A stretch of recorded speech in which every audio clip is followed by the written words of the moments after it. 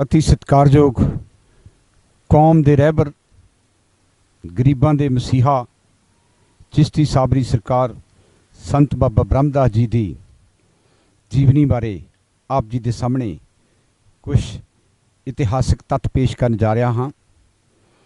धन है वो पिता जी रुड़िया राम, धन है वो माता जीओ, धन है वो नगर टिब्बा जिस धरती ते माता जीओ दे कुखों ऐसे महान संत सिपाही रहबर नूं जन्म दिता।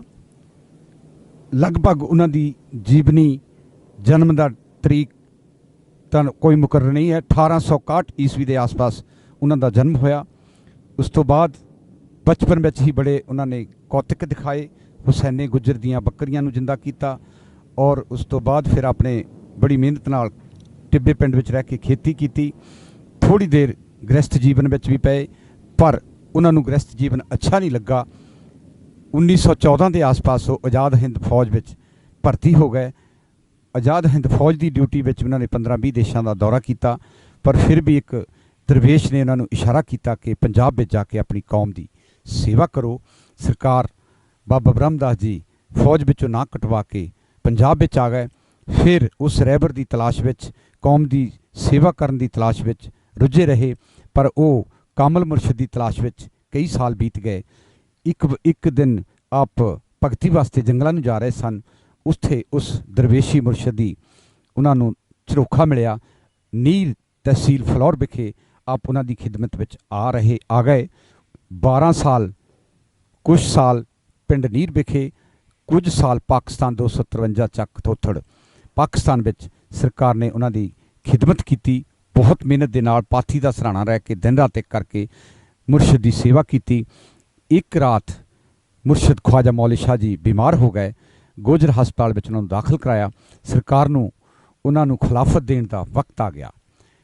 उस वक्त सरकार मौली शाह जी ने संत ब्रह्मदास जी नूं अपने कोल बुलाया और उन्होंने हुक्म किया सवेरे 4 बजे जलंधर नूं रेलवे स्टेशन गड्डी जा रही है, असी आपनूं खिलाफत बख्शते हाँ। सरकार अपने मुर्शद का विछोड़ा तो नहीं सन झल सकते, पर मुर्शद का हुक्म मन के खिलाफत लैके सारी रब्बी रहमत लैके सरकार जलंधर नूं चल पे। वो सब तो पहला पंजाब पहुँच के लुधियाना उत्ते उत्थे उन्होंने पट्टियां वाले रखा राम जी ने स्वागत किया। सरकार 2 साल पट्टियां एक खूह ते रहे।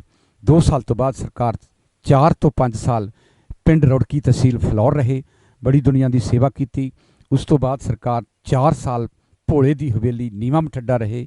उस तो बाद सरकार ने 6 साल नीमा मठड्डा विखे मेले करवाए। 1928 के आस पास सरकार ने जार्ज पंचम नाल मुलाकात करके गरीबां दे भले वास्ते बहुत बड़ा एक पैकेज तैयार किया, जिहड़ा कुछ उस वेले के मौके के समाज ने मंजूर नहीं किया। उस तो बाद सरकार ने जब गोलमेज कानफ्रेंस बाबा साहब डॉक्टर अंबेडकर ने लंडन में हाजिर होना सी, उस वेले अछूत फैडरेशन के सारे दलित भाईचारे के लोगों को इकट्ठा करके लंडन टैलीग्रामां पहुँचाइयां और बाबा साहब डॉक्टर अंबेडकर नूं गोलमेज कानफ्रेंस में बोलने का मौका मिला। उस तो बाद 1931-32 सरकार ने वफद के तौर पर 200 बंदियां दा वफद लैके पूना पैक्ट नाल संबंधित बाबा साहब डॉक्टर अंबेडकर नाल मुलाकात की और बाबा साहब डॉक्टर अंबेडकर नूं बेनती की कि तुसीं पूना पैक्ट छड्डो ना, पर किसी वजह करके वो छड्डना पिया। उस तो बाद सरकार ने करतारपुर विखे जलंधर विखे गरीबां दे भले वास्ते आधर मंडल दियां अछूत फैडरेशन दियां अंबेडकर सभावां दियां बहुत वड्डियां कानफ्रेंसां कीतियां और कौम के दर्द की खातर बहुत ही वड्डे वड्डे उपराले किए। 1922 में ही सरकार ने कह दिता सी हिंदुस्तान ते पाकिस्तान के 2 टुकड़े होणगे। बड़ी वधिया भविष्यवाणी की सी और कई राज भोज जो ऑल इंडिया फैडरेशन के प्रधान सन, उन्हां दी नाल एक बार मुलाकात बाबा साहब नाल हुई। बाबा साहब डॉक्टर अंबेडकर नाल उन्हां दी जब मुलाकात हुई, बाबा साहब डॉक्टर ने उन्हां तो क्वेश्चन पूछा कि बाबा जी आप किसको मानते हैं। सरकार ब्रह्मदास जी ने बाबा साहब डॉक्टर अंबेडकर जी तो पूछा आप किसको मानते हैं। बाबा साहब डॉक्टर अंबेडकर जी ने कहा हम हिंदू धर्म में जन्म तो ले लिया, जे मेरे बस की बात नहीं थी, लेकिन हमने बुद्ध धर्म ग्रहण कर लिया है। बाबा साहब डॉक्टर अंबेडकर जी ने बाबा ब्रह्मदास जी ने पूछा कि आप किसको मानते हैं। सरकार बाबा ब्रह्मदास जी ने कहा ना हम हिंदू, ना जैनी, ना बौद्धी, ना ईसाई, हम सहारे को मानते हैं। सारी संगत ने ताड़ियां लगाइयां। बाबा साहब डॉक्टर अंबेडकर बहुत खुश हुए कि एक साधारण फकीर किन्नी पते की गल क्या वधिया कर रहे हैं। उसके बाद बाबा साहब डॉक्टर अंबेडकर जी ने सरकार ब्रह्मदास जी ने पूछा, तुसी मैनू इन्ना प्यार क्यों करते हो? इस गल का जवाब सरकार ब्रह्मदास ने यह किया कि असी तुहाडे कोलों ये गरीबां दा भला करवाउणा है। ये जो गरीब दलदल विच कौम दलदल विच खुब्बी हुई है, इहदा भला करना है। और आप दी कलम दी नोक विच गरीबां दी तकदीर बंद है। आप तो कलम दी नोक नाल गरीबां दा भला करना है।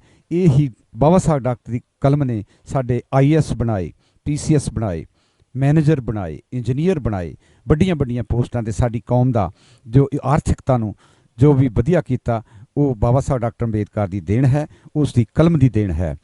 उस तो बाद सरकार ने 1947 में बाबा साहब डॉक्टर अंबेडकर का जन्मदिन मना के टूरनामेंट भी कराया। 1954-55 हिंदू कोड बिल की बहस में भी बाबा ब्रह्मदास जी ने बाबा साहब डॉक्टर अंबेडकर जी का साथ दिता। सन 15 जुलाई 1971 में सरकार ने ये पर्दा इस फानी दुनिया तो पर्दा कर लिया। और एक इस मेले जून मेले दे विच सरकार बाबा ब्रह्मदास जी ने ये अपने जो भी है कौम की बागडोर संत बाबा रूड़ा राम जी के हथ देती। उन्होंने भी 45 साल कौम की सेवा की। 2016 में यही बागडोर सरकार रूड़ा राम जी ने संत बाबा जसपाल जी को दे दी। और संत बाबा जसपाल जी 7 जून 2016 तो इसे दरबार की इसे कौम की तनो मनो हर तरह सेवा कर रहे हैं। धन्यवाद।